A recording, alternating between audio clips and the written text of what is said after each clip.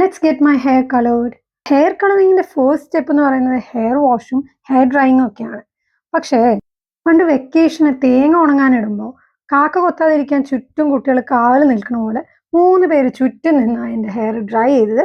അതുകൊണ്ട് ആ ഫുട്ടേജ് ഇടാൻ പറ്റിയില്ല. I M so sorry. തൽക്കാലം ഇത് വെച്ച് അഡ്ജസ്റ്റ് ചെയ്യും.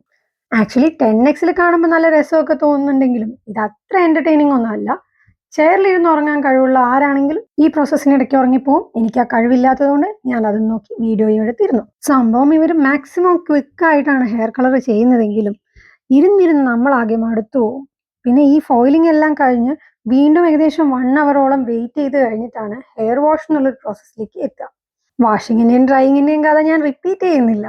ഈ കണ്ട അലുമിനിയം ഫോയിൽസ് ഒക്കെ ഫുള്ളായിട്ട് വെച്ച് കഴിഞ്ഞപ്പോൾ ഒരു വെറൈറ്റി ലുക്കായിരുന്നു. ഡ്രൈയിങ് ഒക്കെ കഴിഞ്ഞ് സ്റ്റൈലിങ്ങിന്റെ ഈ ഒരു പോയിന്റിൽ എത്തിയപ്പോൾ എനിക്ക് തോന്നി ഹായ്, പണി കഴിഞ്ഞല്ലോ, ഇപ്പൊ ഈ ചേർന്ന് എണീക്കാം. പക്ഷെ അതിന്റെ തെറ്റിദ്ധാരണ മാത്രമായിരുന്നു. അതൊരു ഇനീഷ്യൽ സ്റ്റൈലിംഗ് ആയിരുന്നു. അത് കഴിഞ്ഞിട്ടാണ് ചേട്ടൻ എൻ്റെ ഹെയർ കേൾ ചെയ്യാൻ തുടങ്ങിയത്. പക്ഷെ ഒരു കാര്യമുണ്ട്, 3 years ബാക്ക് ഇതുപോലൊരു ഹെയർ കളറിംഗ് സെഷന് ശേഷമുള്ള സ്റ്റൈലിംഗ് നോക്കി പഠിച്ചാണ് ഞാൻ എൻ്റെ ഹെയർ കേൾ ചെയ്യാൻ പഠിച്ചത്. അതെല്ലാം ആലോചിച്ച് ഞാനതങ്ങ് ക്ഷമിച്ചു. അങ്ങനെ ഫൈനലി സ്റ്റൈലിങ്ങും കേളിങ്ങും എല്ലാം കഴിഞ്ഞു. ഇനി കുറച്ച് പ്രഹസനമാവാം.